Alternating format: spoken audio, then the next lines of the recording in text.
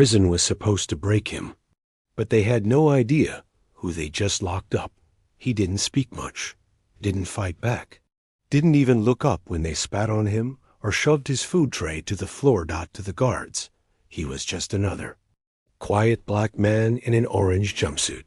To the gangs, he looked like easy prey alone, soft, forgotten by the world. But what none of them knew was that he once led the most elite covert unit in the world, a Delta Force commander so deadly, so invisible, his missions were classified for over 20 years. The kind of man who could disable 5 armed enemies blindfolded, who vanished into war zones and left no footprints.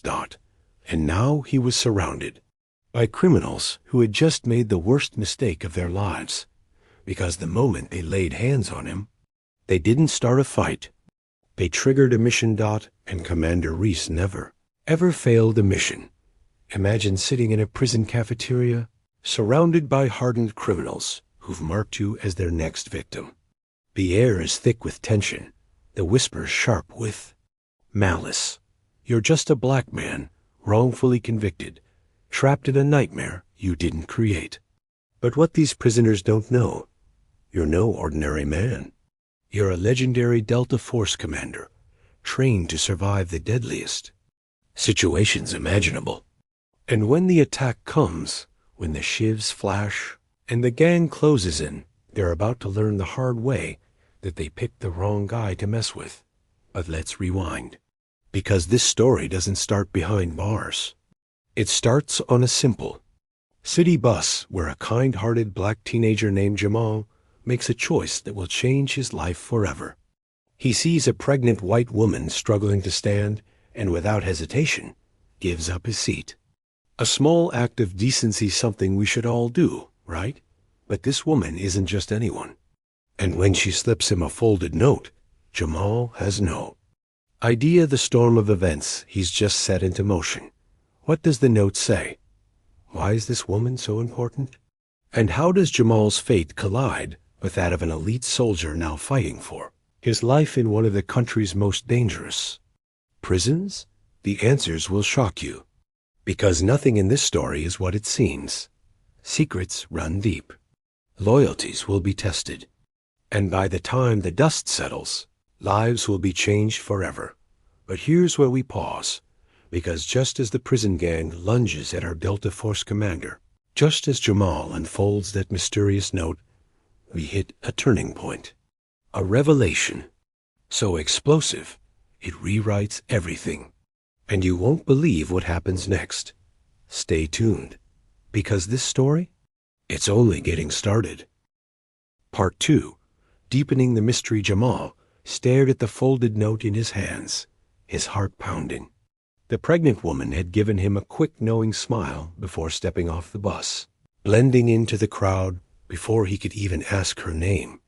The paper felt heavy, like it held more than just words. He glanced around. No one was paying him any attention. Just another day in the city. But something told him this wasn't just another day. With shaky fingers, he unfolded the note. The handwriting was neat, deliberate.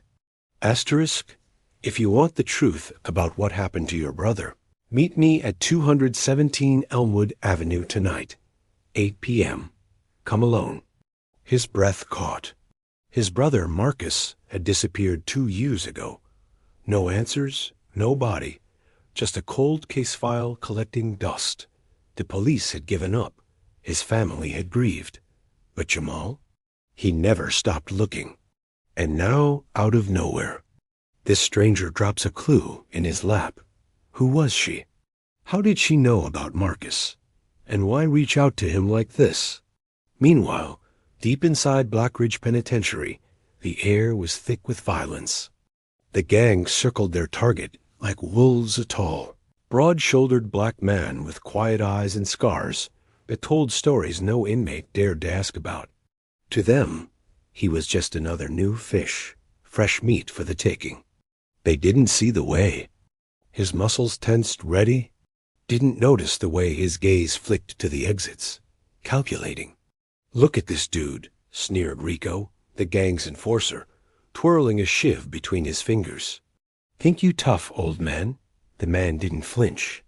"I think you're making a mistake." His voice was calm, low. The kind of calm that comes from a man who's stared death in the face too many times to fear it. Rico lunged. What happened next was a blur, too fast for the others to process. 1 second, Rico was swinging. The next, he was on the ground, his wrist twisted at an unnatural angle, the shiv now pressed against his own throat. The man hadn't even stood up. The cafeteria erupted. Guards shouted. Inmates backed away. But the man just leaned in, his whisper ice cold. "Tell your boys to stand down, or I finish what you started." Rico's face drained of color. He nodded. Frantically, as the guards dragged the man to solitary standard. Procedure after a fight, he caught a glimpse of a familiar face in the crowd. A trustee, a man who shouldn't have been there. Their eyes locked for half a second. A silent message passed between them, because this wasn't just about survival. This was a mission. Back in the city, Jamal stood outside 217 Elmwood Avenue, his stomach in knots. The building was an old brick-faced clinic with a flickering neon sign, *, Hope Medical. Why here? He checked his phone. 7:58 p.m. Taking a deep breath, he pushed the door open. The inside was dim, sterile.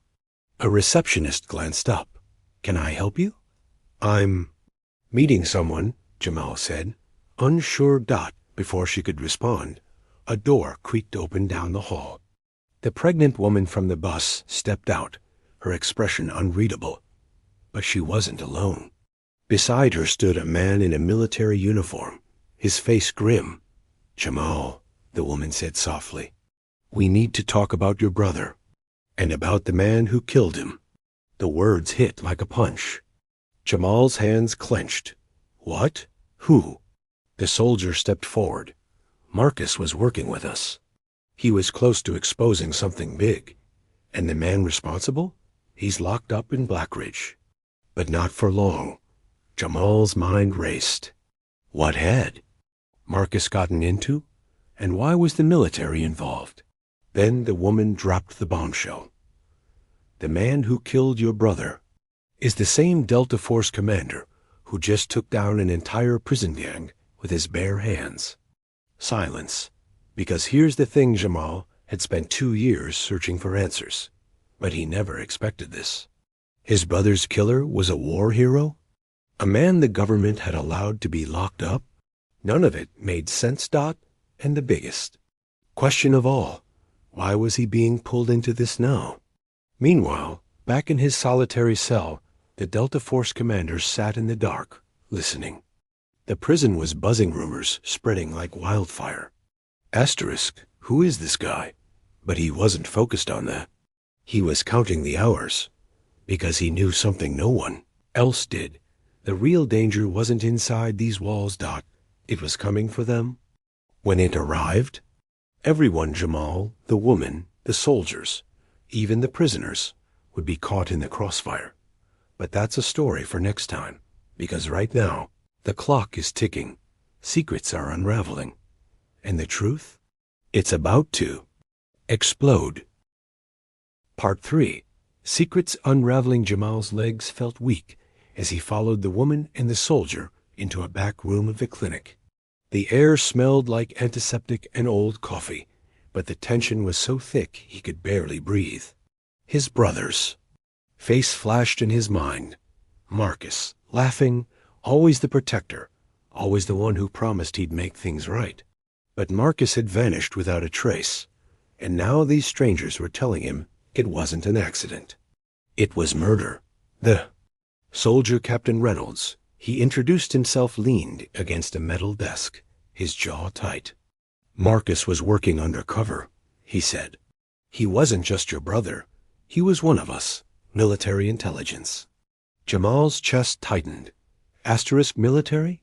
Marcus had never said a word. He'd told the family he was working security for some corporate gig. Why wouldn't he tell me? The woman, Dr. Elena Carter, she said, exchanged a look with Reynolds. "Because the less you knew, the safer you were," she said softly. "But now, you're already involved." Jamal's hands clenched into fists. Involved in what? Reynolds pulled a file from his bag and slid it across the table. Inside were photos, grainy surveillance shots of a man in a black hoodie, a prison transfer order, and a document stamped classified. Jamal's stomach dropped when he recognized the face in one of the photos. The Delta Force commander. The same man Reynolds had just said killed Marcus. But why? Jamal's voice cracked. "Why would some elite soldier want my brother dead?" Reynolds hesitated, then dropped the truth like a grenade. "Because your brother found out about a black ops. Mission gone wrong. A mission where innocent people died. And the man in that photo? He was supposed to take the fall for it." Jamal's head spun. None of this made sense. "So he's innocent?" "Not exactly," Dr. Carter cut in. "He was there that night. But he didn't pull the trigger. The real killer is still out there, and he's got friends in high places, powerful enough to frame a Delta operative and bury the evidence." Jamal stared at the file, his vision blurring. This was bigger than he ever imagined. "Then why is this guy in prison?" "Because he let them lock him up," Reynolds said, "to draw out the real traitor. But now the clock's running out. If we don't get him out soon, he's a dead man." Meanwhile, in Black Ridge Penitentiary, the Delta Force commander, his real name, Elias Kane, sat motionless in his cell, listening to the distant echo of footsteps in the hall. The guards had been extra watchful since the cafeteria incident. Good. Let them think he was just another violent convict. But Kane wasn't planning his escape. He was waiting for a signal. A faint tap came from the air vent above him. Then another. A coded rhythm. Kane stood, reached up, and slid the vent cover aside. A small folded note dropped into his palm. He unfolded it. 2 words. Asterisk, package secured. Asterisk. Kane allowed himself the smallest smirk. Jamal was in play. Now the real game could begin. Back at the clinic, Jamal barely had time to process everything. When Reynolds' phone buzzed, the captain's face darkened as he read the message. "We've got a problem," he muttered. Dr. Carter tensed. "What is it?" "They just moved Kane's transfer up. He's being shipped out tonight." Jamal's pulse spiked. "What does that mean?" "It means someone knows we're onto them," Reynolds said, already grabbing his gear. "And if Kane disappears into the system, we lose our only shot at proving who really killed your brother." Jamal stood abruptly, his chair scraping the floor. "I'm coming with you." Reynolds shook his head. "No way. This is military-level ops. You're a civilian." "And that's my brother," Jamal snapped, his voice raw. "You dragged me into this. You don't get to cut me out now." Dr. Carter studied him for a long moment, then nodded. "He's right. Jamal's part of this, whether we like it or not." Reynolds exhaled sharply, then tossed Jamal a bulletproof vest. "Fine, but you follow my lead, and when I say run, you run." Jamal barely had time to nod before Reynolds was shoving a pistol into his waistband and heading for the door. Somewhere in the city, a shadowy figure watched a live feed of the clinic's security cameras. He smiled as Jamal and the others rushed out into the night. Right on schedule. He picked up his phone and dialed a single number. "They're coming," he said. "Prepare the welcome party." The prison transport rolled through the stormy night, its armored exterior gleaming under the streetlights. Inside, Kane sat shackled, his face unreadable. The guards flanking him gripped their rifles a little too tightly. One of them smirked. "Heard you're gonna disappear tonight. Tough guy." Poof. "Like you never existed." Kane didn't react, because he knew something they didn't. This wasn't a transfer. It was an execution, and he was exactly where he needed to be. As Jamal's stolen SUV sped toward the highway, Rain hammering the windshield.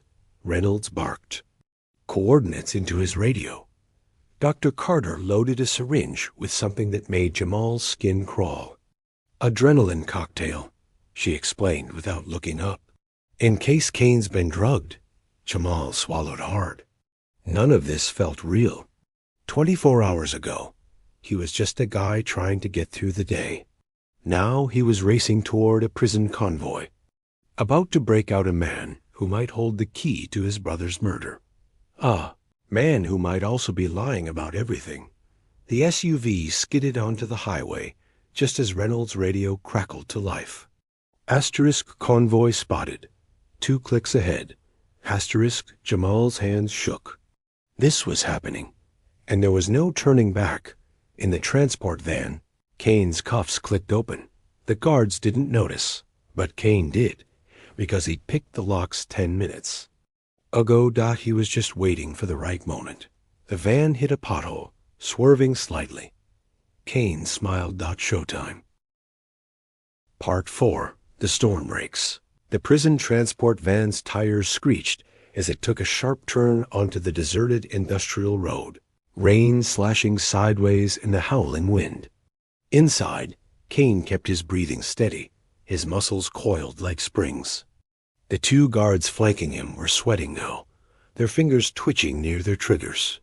They could feel it too. Something was about to go down. One of them grabbed his radio. "Base, this is Unit 7. We've got a deafening explosion." Cut him off as the lead escort truck erupted in a fireball, flipping onto its side in a shower of sparks. The transport van swerved violently, throwing the guards off balance. Kane didn't hesitate. His elbow snapped into the first guard's throat. The second barely had time to raise his rifle before Kane's boot crushed his knee with a sickening crack. The van's back doors burst open, not from the outside, but from a precise kick from within. Kane rolled out onto the wet asphalt just as gunfire erupted from the shadows. But these weren't rescuers. Black-clad figures moved with military precision, flanking the wreckage. Kane knew that formation. Black Ops? His own people, and they weren't here to save him. Jamal's heart hammered against his ribs as Reynolds' SUV skidded to a stop behind an overturned police cruiser, the burning wreckage of the convoy lighting up the night. "Stay down," Reynolds barked, shoving Jamal behind cover as bullets pinged off the car's frame. Dr. Carter crouched beside them, her medical bag clutched tight. "That's not our team." Jamal peeked over. The hoodmen in tactical gear were advancing on the transport van. One of them pulled a grenade from his vest. Then he saw him. Kane, the Delta Force commander, moved like a ghost through the chaos, disarming a shooter with brutal efficiency before vanishing into the smoke. "We need to move now," Reynolds growled. "If they take Kane, this whole thing was for nothing." Jamal's mouth went dry. This wasn't some TV show. Those were real bullets, real blood on the pavement. Marcus had died for this. And now he was supposed to just a hand grabbed his shoulder. Jamal whirled to find a bleeding Kane crouched beside him, eyes burning with intensity. "You're Marcus's brother." Not a question, a statement. Jamal froze. Up close, Kane's face was a map of scars and quiet fury. This was the man who might have killed Marcus. But looking into his eyes, Jamal suddenly knew Reynolds was right. This man was no murderer. Kane shoved a blood-smeared flash drive into Jamal's hand. "Your brother hid this. Names, locations, proof." Gunfire ricocheted overhead as Kane's gaze locked onto his. "They'll kill you for it." A shout came from the smoke. "Kane's over here." Kane's jaw tightened. He grabbed Jamal's collar. "Listen carefully. There's a safe house." A sniper round punched through Kane's shoulder, spinning him to the ground. "Go!" Reynolds yanked Jamal backward as Dr. Carter lunged for Kane. More gunfire. More shouts. Jamal stumbled, the flash drive burning in his palm. Kane's last words echoed in his skull. "They'll kill you for it. the safe house address. He never got to finish. 3 blocks away, a sleek black sedan idled in an alley. The man in the back seat watched the firefight through binoculars, his polished shoes gleaming under the streetlights. "Sir," his driver murmured, "the boy has the drive." The man smiled, tapping his wedding ring against the armrest. A gold ring with a very distinctive crest. The same crest stamped on Marcus's classified files. "Good," he said softly. "Let him run. We'll track him to the others." He reached for his phone dot and dialed the number he'd been saving for this exact moment. Jamal ran until his lungs screamed, ducking into a boarded-up laundromat. His hands shook as he pulled out his phone, staring at the flash drive. What the hell was he supposed to do now? The phone buzzed. Unknown number. A text. Asterisk. Check your brother's favorite song. 217. Asterisk Jamal's blood turned to ice. Marcus's playlist. That stupid hip-hop mixtape he played constantly. He pulled it up, scrubbed to 217. A voice that wasn't part of the song whispered through the static. Asterisk. If you're hearing this, I'm gone. The safe house is, asterisk. The laundromat's front window shattered. Jamal Dove behind a washing machine as a black boot crunched. Glass nearby. Too late. They'd found him.